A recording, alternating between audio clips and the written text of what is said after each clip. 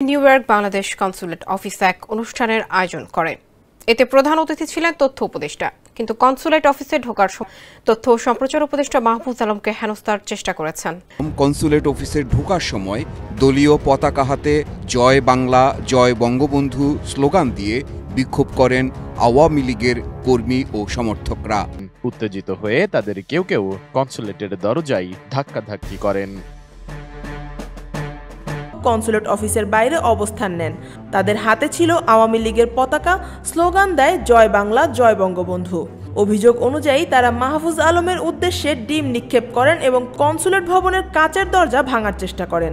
New ইয়র্কে পৌঁছানো মাত্রই আওয়ামী নেতা কর্মীদের তীব্র রোষের মুখে পড়েছেন উপদেষ্টা মাহফুজ আলম। এ সময় মাহফুজ আলমকে উদ্দেশ্য করে বিভিন্ন স্লোগান দেয় আওয়ামী লীগের নেতাকর্মীরা। এমনকি তার গাড়ি উদ্দেশ্য করে ডিম ও জুতা নিক্ষেপ করতে দেখা যায়।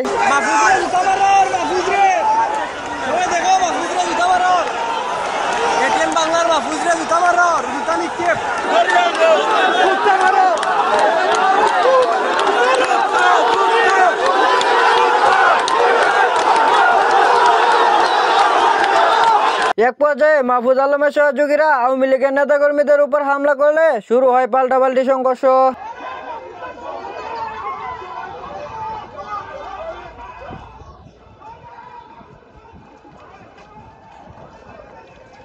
আওয়ামী লীগের নেতাকর্মীরা হুঁশিয়ারি দিয়েছে, দেশ ও আওয়ামী লীগকে রক্ষা করতে খুব শীঘ্রই যমুনা ঘেরাও করা হবে।